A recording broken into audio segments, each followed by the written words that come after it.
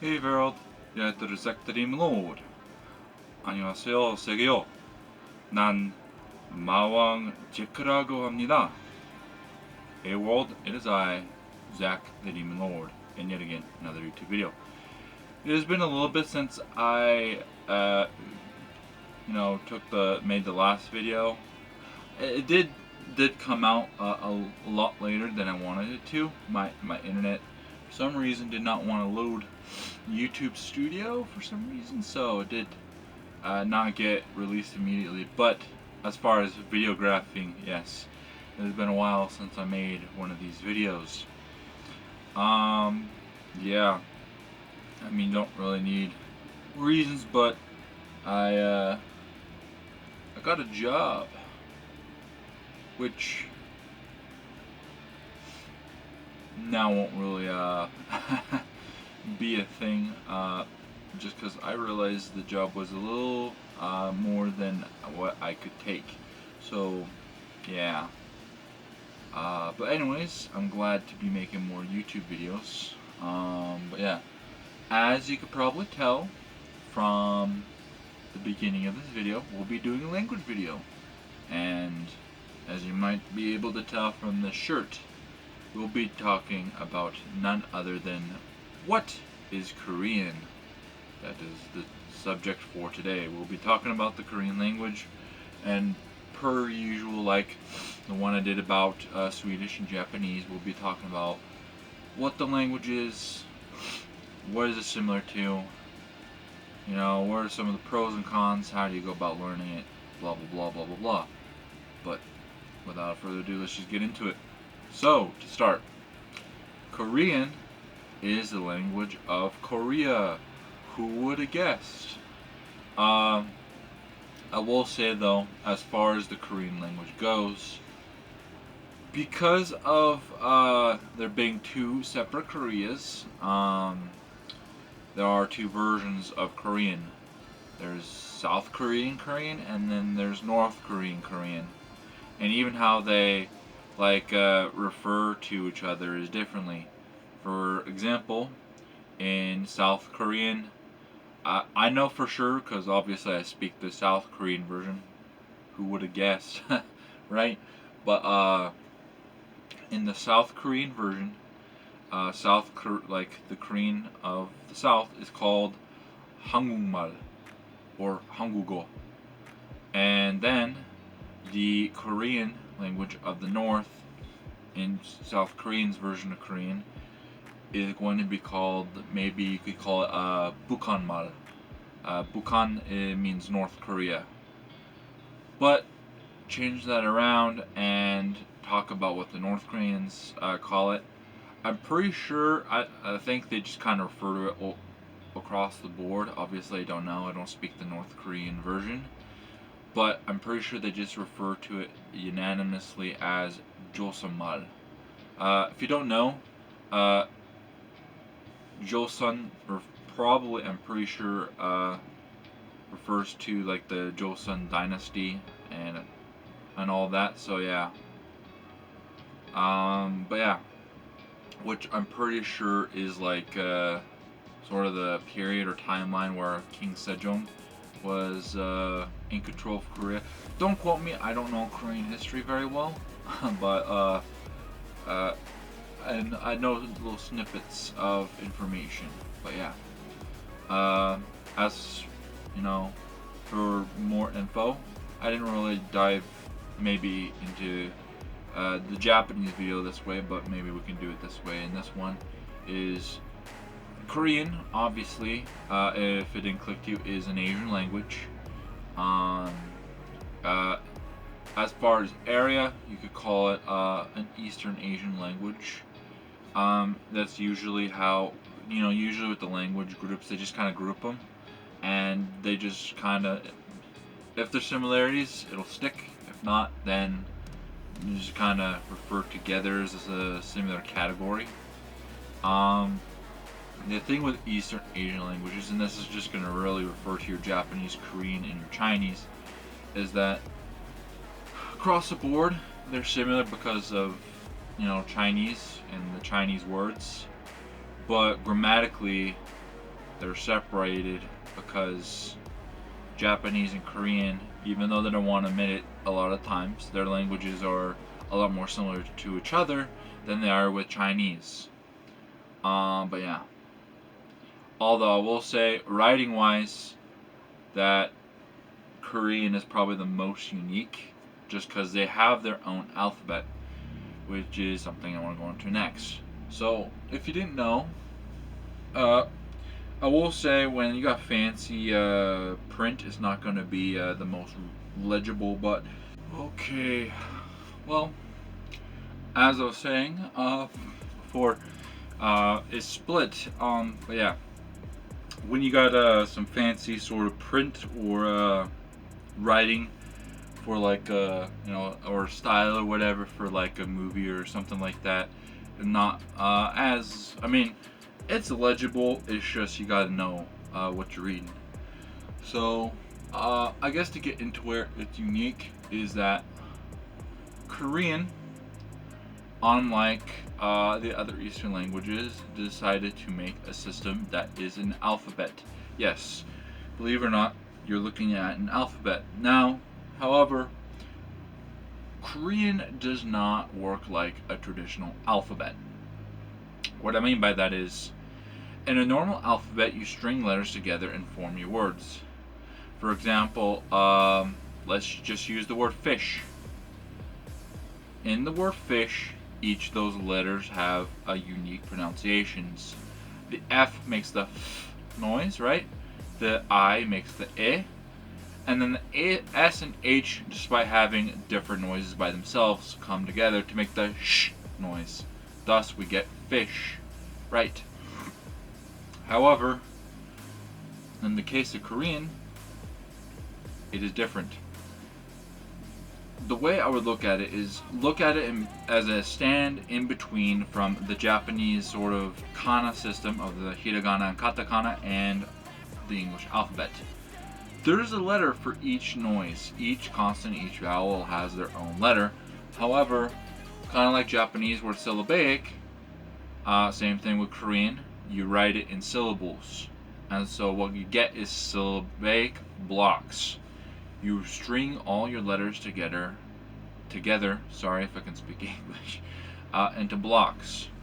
And so, and I'll probably include a chart maybe right here. These are the syllabic blocks that are plausible in Korean.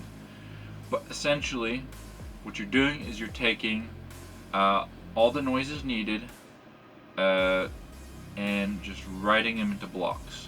Now there's specific rules, and I'll get into how the writing system works in particular, but as an example, we'll use the word for Korea, Hanguk. So with the first syllable we have Han, and so what we have is we have a hit, which is the name for their H, we have an A, and then we have a Nian, which is their name for their letter N. And so we got H, A, N written together in one block. Right? And then the next syllable is Guk. And so what we have is a Giek, which is sort of a G or a K. We'll get more into how Korean works in another video when I talk about Hangul, which is the Korean writing system. But anyways, just know that it's called a Giek, and it's a G or a K. And then we have an U, and then another Giek. And so with that, we get the second syllable, Guk. So, Hanguk, right? Which is the name for South Korea. And this is basically just how it works. There's more rules, there's some things that get kind of confusing with it, but it is actually, believe it or not, a very good writing system. Korean, the Korean writing system, Hangul, has been given a scientific award for being the most scientific-based writing system. You might hear that and think, okay, that's kind of strange. But no, it's pretty true. What one person if you're ever in Korea, that you'll hear so much about is King Sejong. King Sejong was sick and tired of what Koreans had to go through in the beginning of having writing. You see, much like Japan, who had Chinese influence that gave him the kanjis, Korea had the same thing. They were given the kanjis, and Chinese was sort of the official just business language, kind of like how English is the business or world language today. For them, is a similar thing where it's like, if you want to be successful, you had to know Chinese and you had to use Chinese. And so that's what they did. They used Chinese. But as I said, Korean grammar and Japanese grammar are pretty copy pasta. It's not like exactly the same, but it's very similar, even if Koreans and Japanese people will not want to agree on that. It is very, very similar. And so this created a set of problems. Because obviously, you know, Chinese works for Chinese, but not as well for Korean, because Korean is just a completely different language. And so, King Sejong, in an attempt to improve literacy and to unify the country, said, "Hey scholars, my personal scholars, you guys have a new mission. You're coming together and you're making a writing system for Korean, so that way we can have literacy in our great country." And the scholars were like, "Recca, frecka, recca, frecka. Why would we want to do this? We already have Chinese." But the king's like, "Nah, just do it. It'll be great." And so they did. And so what ended up happening is that each of the Korean letters basically, more or less, I don't see it as much, but when you see the cartoon pictures that are compared to it, it's I can see kind of what you're talking about. But basically all the letters in the Korean language sort of look like the mouth part that's important for making that sound.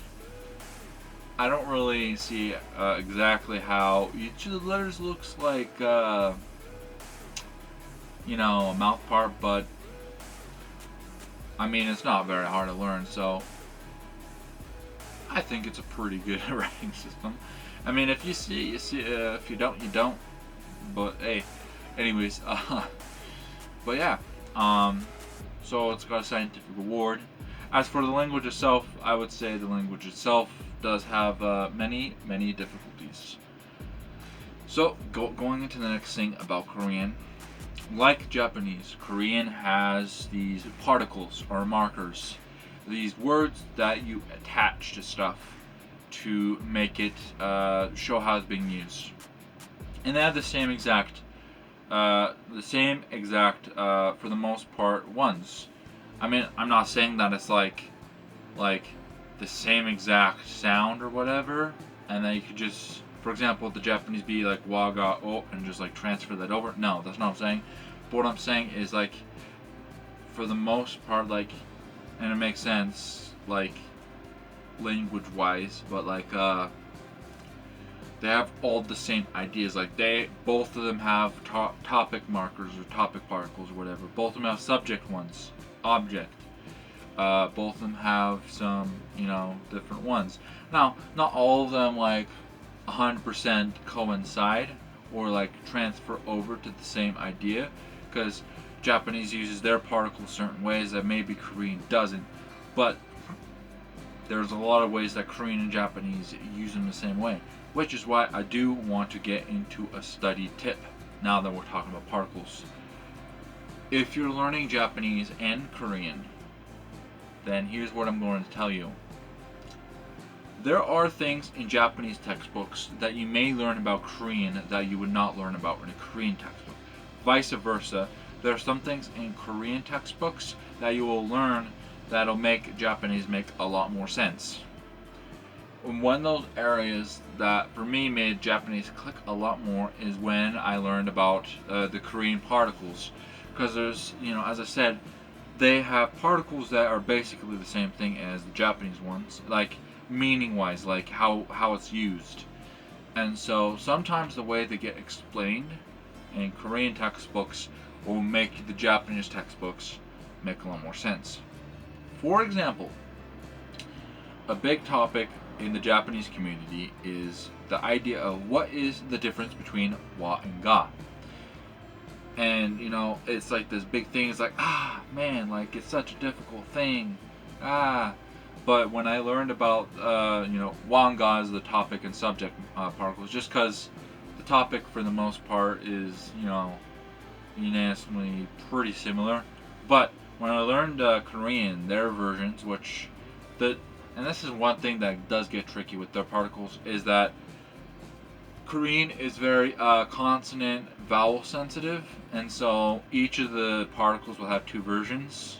So the topic ones are nen and n, and then the subject ones are i and ka.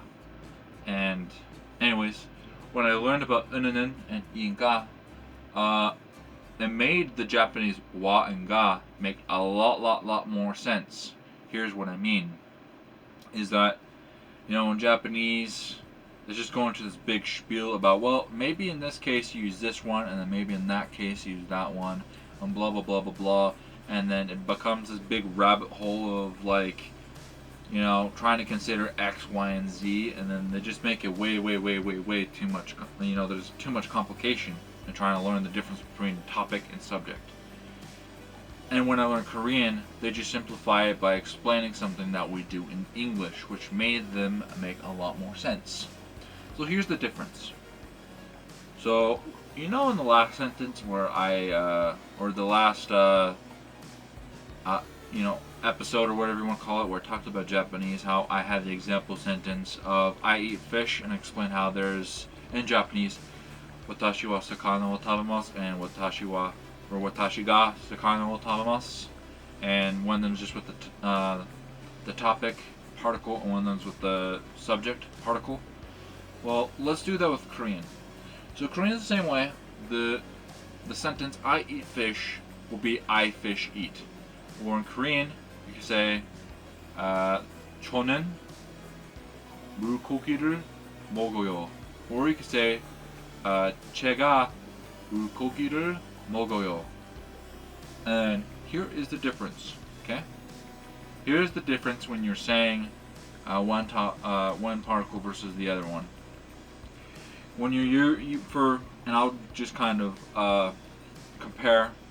When you're using nun in the Korean or wa in Japanese, what you're doing is you're putting a stress on the object, because what it's doing is that is essentially another way in English you can think of it with the un or the wa, is you can think of it as for such and such thing, blank is the answer. And so the blank gets emphasized. So by using the topic marker, even though it sounds like that thing's being emphasized, that first thing, no. In reality, it's emphasizing the object. So in this case, in English, when we emphasize things, we make the word pop out more sort of by voicing it.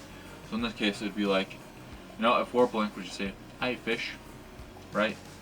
But in this case, it's saying, I eat fish. I eat fish. And so what we're saying is, I eat fish. Fish is the thing I specifically eat. I'm not eating beef, I'm not eating pork, I'm not eating vegetables. I am, in fact, eating fish. Fish is what I am eating.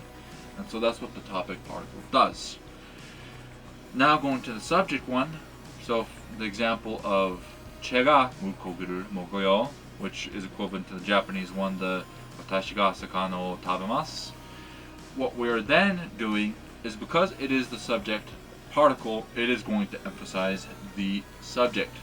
So going back, if we're blank, we would be like, I eat fish, right? But with the subject particle, we're saying, I eat fish. Not you, not Bob across the street, not, that guy over yonder. I eat fish. I do. No one else. I'm only talking about me. I am the subject. I'm talking about me. I'm the one doing the thing, right? And so that's why I like cross-language learning. And sometimes you get hidden gems like that. Things make more sense. When you're going through a forum of just like, we think it, Wanga in these sort of situations, X, Y, and Z, so on and so forth, triangle, circle, square, it just gets very, very confusing. But sometimes in another textbook that's in a different language, but has the same exact sort of idea, the idea gets boiled down to, actually, here's a better explanation. Ta-da! And then you learn better. So just keep that in mind. But yeah. So there we kind of talked about particles, kind of, but not as much. But so I'll just kind of go through some of the particles that you'll run into. So, and I'll compare them to the Japanese ones. So in the last video I kind of talked about a few. Of course I'll make a separate particle video, but here's some simple ones for you for now. So, last time I think I talked about the idea of the topic, the subject one, the object. I think I did their version of to and from, and I think that's about it. If there's other ones, I'm sorry, but that's what I can think of for now. So that's what we'll cover. So in Korean's version of wa, as mentioned, is nun and un. Korean's version of ga, the subject, is I and ga. Korean's versions, I guess, is actually technically correct, of o is ul and rul, which is the object, as mentioned, I think. And then their version of ni, which means to, is actually not very simple. And same goes with from. And so, essentially, just know this. To is e, and from is eso. Okay? That's simple. But here's where it gets difficult. So, like, e is like me, and then eso would be like the kara that I use in Japanese, but we won't focus on that right now. So now what we're going to focus on is there's a difference in Korean between the e and the eso, and then there's some other sets that are to and from. And here's what I mean. In Korean, as far as it goes with to and from, Korean differentiates between to and from an object, like an inanimate object, or I mean even from like an animal or something like that, and then to and from a human. Although the human one could maybe, depending on how you want to use it, be categorized with animals as well. Just know that some people might stare you like, you realize animals aren't people, right? And if you're that type of person that wants to believe that animals are in fact people, then kudos to you, you can believe that. But strictly speaking, in Korean, I think it's more that one's for people and one's for everything else. Okay? So e and eso are for everything else. And then the difference with the other one is that you're just adding one sound, and that is ge. So the two turns from e to ege for people, and then the from or the eso becomes egeso for people. And so, like, for example, the difference, and we'll use for an object,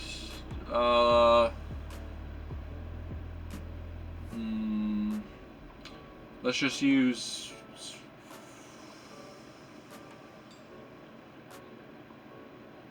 the word water. Water is mul, okay? And so to water would be mure. From water would be muresol. Okay? And then we'll just use I for the person version, right? Or actually, let's use a different one, just like just a normal word. What's a normal word?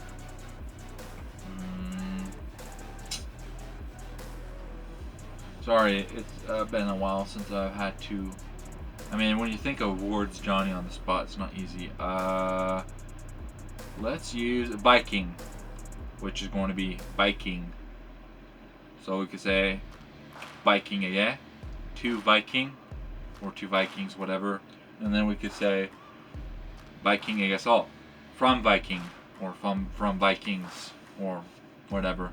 This is one thing I never really mentioned in the Japanese video about grammar things, is that Japanese and Korean too, they don't have articles, so there's no the, a, and, nothing like that as well. Words by themselves can be singular or plural, it just depends on the context. So by saying, for example, mulgogi, or fish, it can be one fish or multiple fish. There's no different, I mean, not too different from English in that specific case. Or let's use a word that's not as going to be saram. Saram means person, right? It can be one person or multiple people. I will say though, Korean is a little bit more into pluralizing, I've noticed, than Japanese is. But yeah, in the Korean version, if you want to plural something, you just add der to the end. So for example, saramder, people. Or you could say, with the fish example, mulgogi를. Or what's another example? Yodel, which would be like foxes, or vixen. I think they're trying to put it. Anyways, I think you get the idea. But yeah, although it's not necessary to pluralize, but I have noticed that it seems that Korean they pluralize a lot more than in Japanese. So yeah. So let's see. Trying to think. But yeah, that's, I think, the same sort of ideas that I shared in the Japanese video. So now we'll kind of move on to the pros and cons, things that are easy, things that are difficult, so on and so forth. So easy things, like with the Japanese one, unlike the Swedish, there will be a lot more textbooks. Now, I will say, unlike Japanese, there will be probably fewer, just because Japanese is quite a bit more exclusive compared to Japanese. But I will also say that the quality of your textbooks, for the most part, should be better. And here's what I mean. Because of the recent boom in, interest in Korea and Korean things and learning Korean, because of two culprits, K-pop and K-dramas, right? What that means is that there's now a market on there for learning the Korean language, and so a lot of your textbooks are going to be a lot more newer and a lot more just like with the times, versus Japanese textbooks. Yeah, there's some new Japanese textbooks, and Japanese has always been a popular thing, and even more so with anime and stuff like that being way big nowadays. But the thing is that it's been big forever. Just think about it. How many Americans, for example, I'm just saying this because I happen to be from America, so I know, and I like to use them as an example. How many Americans do you think back in the day, like, I don't know, 1970 to 2000, how many do you think were learning Korean compared to Japanese? Let's be real. Korea was not very popular back in the day. I don't think most Americans knew what Korea was, outside of the context of talking about the Korean War. I mean, even then, it's kind of not been a big deal until nowadays. Now you jump up to maybe, let's say, 2015 till now. Oh, big difference. A lot more Americans are learning Korean than they were back in the times. Because now, because of K-pop and K-drama, maybe, the learners was more closer to the next to none level to maybe, quite a bit more. I mean, you probably couldn't see my hand, but yeah, next to nothing to quite a bit more. Yeah. Anyways, yeah. So just because of that difference of times of, back in the day, people were interested in Japan because Japan was a very good place for, business with, electronics and stuff like that booming, and them being, up in the the lead, and them just are always having been a pretty head of Asia society, right? I'm not saying that they're the head. I'm just saying that they've been a lot more popular. Sorry to the less popular Asian countries. Japan's been popular. So, yeah. As well, there's so many Americans that just have an infatuation with, maybe they get into Japanese because they're interested because of World War II history, or maybe they get into Japanese because they have an interest in samurai, or going back to maybe there's people that get interested in Japanese because of anime or manga, or even the traditional Japanese arts. Maybe they get interested in learning about kimonos or origami or so on and so forth. Maybe there's just so many artistic things and just historic things that have been prevalent just because Japan has had a lot more ties historically with us than Korea has. And so Korea is very, it's the newer thing. And so, yes. Anyways, going back to that point is, yes, because it's new, there'll be newer textbooks. But because it's also new, there'll be fewer textbooks. But maybe some of the quality can be a little bit better than the old ones. Yeah. Anyways, next thing about learning Korean, pros and cons. Well, I mean, kind of like with Japanese, because it's pretty exclusive, you could say you're, no, I'm not sure about the percenter, but I'm just going to use the term. You can say you're a 1%er. You're one of those very few Americans that can, if you're American, if you're not, I'm just using America as an example, but you could say you're one of the very few Westerners, for example, that can speak Korean. I'm not assuming that everyone watching this video is a Westerner, but if you're watching this video, which happens to be in English, good chance you're a Westerner. So I'm just going to assume. I'm not saying you are, but I'm just assuming that you're going to most likely be. Anyways, you understand. What else? I would say there's some job opportunities there. Definitely some job opportunities. I mean, same goes with the Japanese, right? Basically anything I talked about in the Japanese one is going to be a positive. You're going to have, a lot more textbooks. You're going to have a lot more resources comparatively than when I did the Swedish video. You're going to have, as well, just like Koreans in general. I will say their English, from what I hear, people that have lived in both countries, their English, from what I've heard, is better than the Japanese, just because they need to learn English more than Japanese, just because they're technically a little bit lower. They're still kind of behind Japan. They're in Japan's shadow. I know that they wouldn't like me saying that, but that's kind of just how it is. I know that Korea is trying to make a thing for themselves, so they just try to ignore the shadow, which I think is an interesting attempt. Anyways, whatever the case is, there's a lot more English speakers, or just better English spoken. I'm not saying that people necessarily speak English, but yeah. Let's see. What else?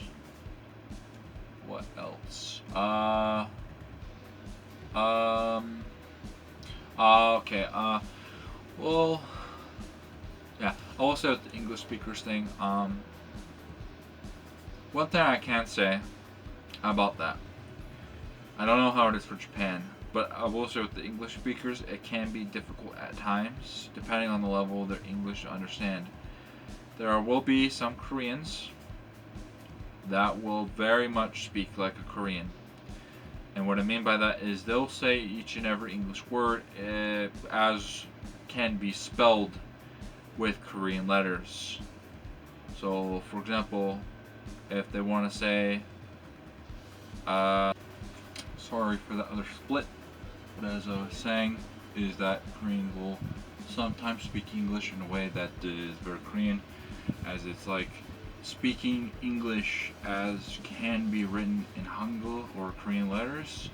And so an example would be they might come up to you and say something like, how are you today? Or they might come, maybe you're talking about, maybe they want to just suggest sort of a treat that they would like, and they would say, uh, I would like to have some ice cream, or something along those lines. Um, which at first can be hard to understand, and even later on it can be hard to understand. But the more and more, I guess, experience with it, the better you get. As can be said with anyone where English isn't their first language.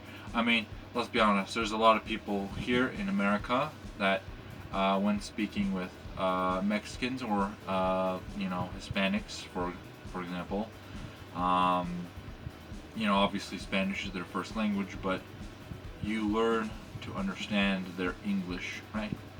And so the same can be said with Koreans when if you speak with Koreans and you live in Korea and stuff like that, is when they speak English and their English isn't quite up to par to what would be considered native. Then the more and more you listen to that not quite up to par version of English that they speak, the better you get at understanding it. So that's one difficulty.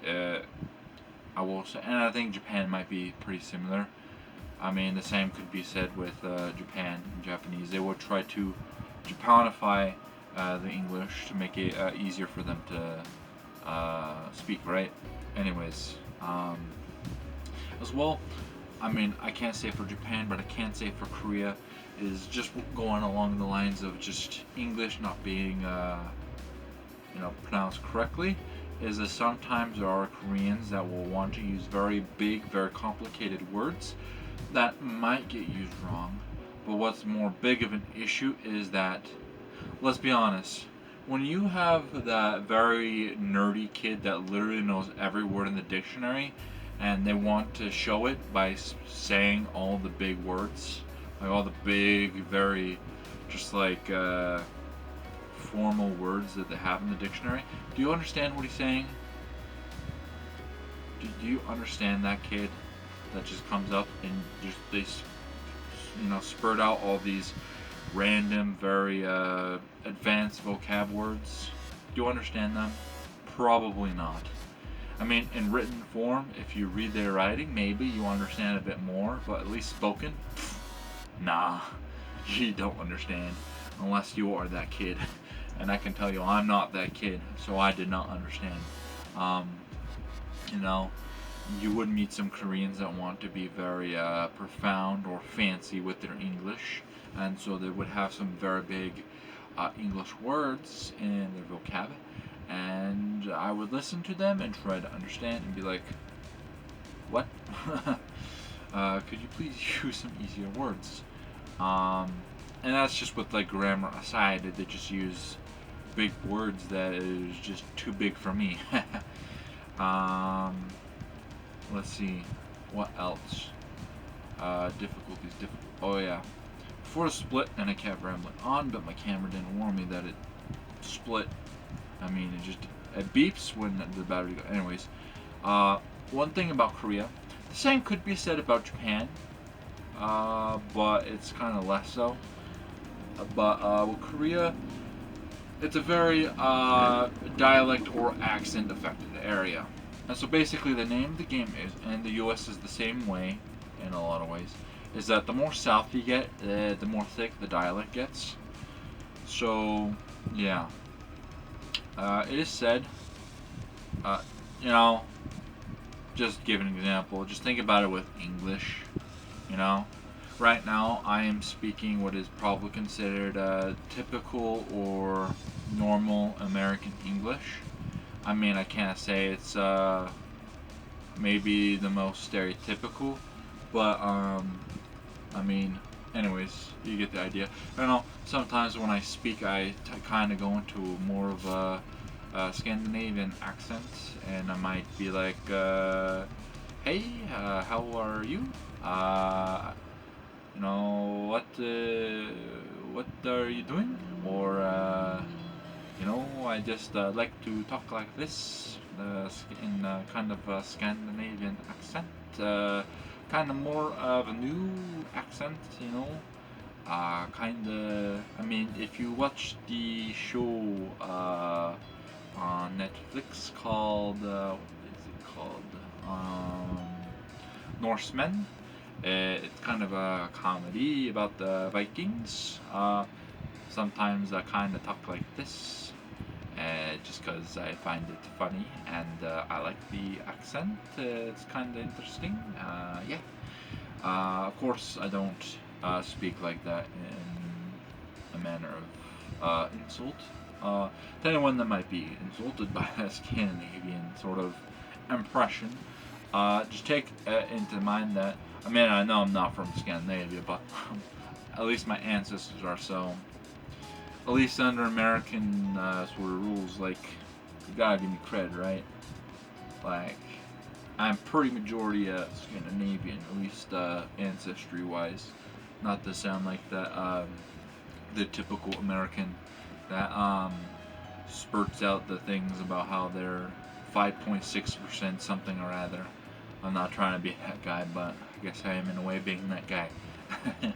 But yeah, let's see. But yeah, sometimes I do that, but which, whatever. Anyways, what I was getting into though, before I got sidetracked into a rabbit hole, is that I typically speak in what would be probably considered a Northwest or whatever American English dialect, which, let's be honest, isn't too far off from the California area dialect, right? California area dialect is not very different. Obviously the big difference would just be that, like, California and Arizona and over there, those desert states are kind of known for, having a little bit more Mexican influence, so to say, compared to up here. I mean, not to say we don't have that influence. It definitely exists. It's just California and Arizona and those states are more known for it just because they literally touch the border with Mexico. But yeah, I mean, when someone learns English, though, if you're learning English, you're not going to understand the South. Korea, the more south you get, the more crazy it gets. Same with America. You go to Texas, you go to Louisiana, you go to Georgia, anywhere over there, they got pretty thick accents. I mean, I don't know your guys' accent's perfect, but as an impression, if you hear someone say, "Howdy, y'all. Would y'all like to come down and get some biscuits and gravy?" Or maybe something like, "Hey, y'all, would y'all like to come with me down over to the local rodeo? I hear it's supposed to be pretty crazy." Or I don't know, something like that. I don't know what y'all say, but, like, I mean, I can understand it, but that's just because I'm an English speaker. But for someone that's learning English as a second language, that accent in particular might be a little bit more difficult than, say, if they were to learn, for example, a New York accent or something that is more clear and less twang. But yeah, of course, I don't know much about your accent. Of course, my impression probably sucks. I don't know. You can let me know if you want in the comments. But anyways, don't mean to offend at all. But I don't know about the South very much. But yeah, that was my impression. But yeah, same can be said with Korean. I've heard it said, if you live in Busan, which is where I lived for at least half of my time in Korea. It is said that if you get pretty good at Korean there, and then go to Seoul, or Seoul as you say in English, that you'll be able to understand a lot better. And that's because the more south you get, the crazier the accent get. I mean, heck, if you want to be a master pro Giga Chad level, if you live on Jeju-do or Jeju Island, which is the Hawaii of Korea, they have their own, like, Koreans consider their Korean, like, the Jeju-do Korean, like, to be basically a different language. Like, it's that crazily different. And so, if you were to master that, then by all means, actual Korean would be like, breeze, if you move to Seoul after living there. But yeah, at least that's what I've heard. I mean, I can confirm that. I mean, and this will be a difficulty, I think. I mean, it can probably be said with Japanese too, and I don't think it mentions, but Japan and Korea alike have a very big age demographic gap. What I mean by that is a lot of the younger generations have decided to not do a baby making process, and thus there's no babies, or very few babies. And what this means is that Japan and Korea both are aging societies. That means they're having more and more older people compared to younger people. And it's those older people that are going to be the people that you cannot understand a lot, which also happen to be the majority. This is one difficult thing of learning Korean. I can confirm, especially because of I was in a dialect area. Old people that come up and talk to me, I have no clue what the freak they're saying. For all I know, they're speaking Vietnamese or something. Like, I cannot understand a lick of what they're saying. Especially considering that there are quite a few older men, especially, that you'll catch in parks being drunk AF. And with them being drunk, they just talk and just jibber jabber, and you don't understand what they're saying. Old people Korean is not very easy to understand. And old people Korean, I mean older people in Korea in general, one problem they have, and this will be a problem for you when you learn Korean, and if you live in Korea, is you tell them speak slowly in Korean, or 천천히 말해주세요, and they'll just speak the same speed. They just rapid fire. So I guess good luck with machine gun fired Korean. But yeah, that's a difficulty for sure. Let's see what else. Basically, a lot of similar things that are with Japanese. I mean, it is a different writing system. I do think the writing system is easier in some ways. However, I think as well the writing system, it can be detrimental. Remember how in the last episode how I talked about with Japanese how there's a lot of words that are pronounced exactly the same, but because of the different kanjis, it shows the difference of what the word is. I mean, obviously, if you have a full sentence, the context is there to give you a better idea, but you get what I'm talking about, right? Well, in Korean that doesn't exist, because they don't use the kanjis, but they have a lot of loan words from the Chinese that originally had kanjis, but since the late 1900s, they've just full on just gotten rid of kanji. You don't need to write with kanji whatsoever.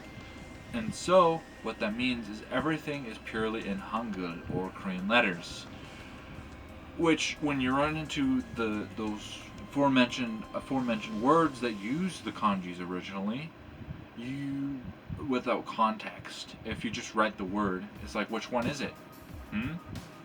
I mean, I don't want to just think of something off the spot. But, yeah, it's just like, which one is it? I mean, there's more likely words than others, but, I mean, as you could probably tell reading through the list with the Japanese episode, but it's, that's one thing, is that it's not pretty crystal clear. I mean, English, that's pretty easy, because when, in English, we differentiate things, but, I mean, of course, I don't really like the way we spell in English, because it's an imperfect system, but we do tend in English to have different spellings for things that are pronounced exactly the same. Like look at two and two, or there, and there, or any other plethora of English words that are like that, like sense and sense, like these similar words that have different spellings. I mean, some of them are clearly slightly different in pronunciation, but ever so similar that it's basically the same thing, but ever so different that it's just different, if you know what I'm saying. But yeah, like just look at that. We have different spellings for those, but Korean's a different case because you spell things according to their sound to the T. There's no weird spelling that you can do to make it different. And so, words that are pronounced the same are spelled the same. Wow.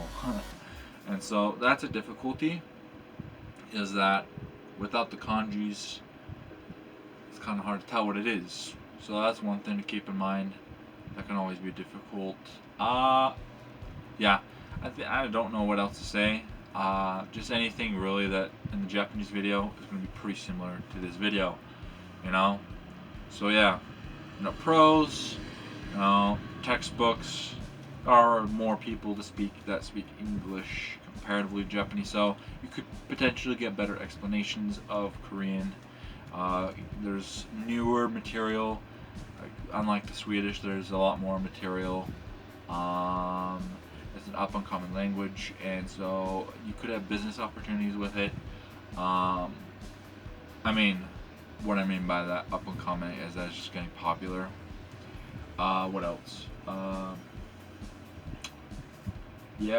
Difficulties just really, like, as I talk about accents, old people, no kanjis. Here's one. Verbs. I do think the verbs in Korean are a little bit more difficult comparatively to the Japanese. Regionally, I've noticed that certain Koreans have certain preferences as far as formalities. Like, they have a different idea of how the formality should work, because they also use a formality system where they change the verbs according to how formal it needs to be, right? As well, one thing I have also noticed is getting used to, of course, it depends on the amount of formality you want to do in what form you're using or whatever, but they do have a sort of thing they can put inside the verb. It's shi, and so for like, for example, like hamnida versus hashimnida. Hamnida would be like, you can apply it to anyone. It's pretty normal. And then it's just like to do, like I do or you do, he, she, it does, whatever. And then like hashimnida would be expressively other people. Like if you're talking to someone, it would be like you do or they do if they deserve respect or something, right? So there is that. And when you differentiate that with the other sort of honorific forms of Korean, that gets complex. But also, unlike the Japanese, where it only has 2 tenses, Korean has 3.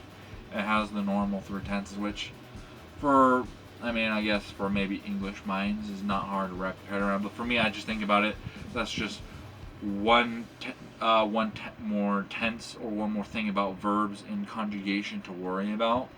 I don't really like having to conjugate things because my mind's not very. Don't get me wrong, I'm smart, but I'm not. My brain's not very quick or fast at thinking. So sometimes my brain is like, rest assured, it's in the catalog. It's just very deep down in the catalog, if you know what I'm saying. So my brain's processing in it, so to say. Can't keep up with the speed needed sometimes when it comes to conjugating. Of course, I had gotten used to Korean conjugation, but any language, the more you speak it, the better you get, right? What else? Yeah, I think that's one thing. Oh, here's one thing I will say, and this is one of the major differences between Korean and Japanese, is that in Japanese, like with English and other European languages, verbs are verbs and adjectives are adjectives. But in Korean, they have verbs and adjective verbs. What that means is that your adjectives are verbs. And so when you, for example, go and say the sky is blue, you're literally being like sky blues or sky blue or something like that. Or when you're saying the man is fat, not that I'm trying to be mean, but in Japanese it'd be the same thing, like the man is fat, but in Korean it'd be like man fat. Or you get the idea. But yeah, it's kind of interesting, so that's one thing to get used to. And then there's an adverbing process or adjectiving process when using it as an adjective that can apply to both normal verbs and adjectives, or yeah. Anyways, I think you might get the idea. So that's a difficult thing to wrap your head around, I think. But yeah, pretty similar. I mean, the more you study, the better you get. There's some pretty good resources out there, so don't fear. It's difficult. I would say more difficult than Japanese in my opinion, but maybe for you it could be easier than Japanese. I've heard many say it's easier just because you can directly, if you learn the right system, read everything hypothetically. Yeah, but yeah. Whatever the case is, it's been good. I think that's enough for this video. I talked about quite a bit of things, and my brain is frankly kind of shot. Not a lot of unique things I can think about. Just because Korean and Japanese are very similar, which I know they won't like me saying that, but it's the truth. But without further ado, thanks for watching this video. If you liked it, give it a like, please subscribe, and please share with those interested in this sort of content. I would appreciate it. And yeah, until the next one, we will see you then. Hey do, or 다음에 또 봐.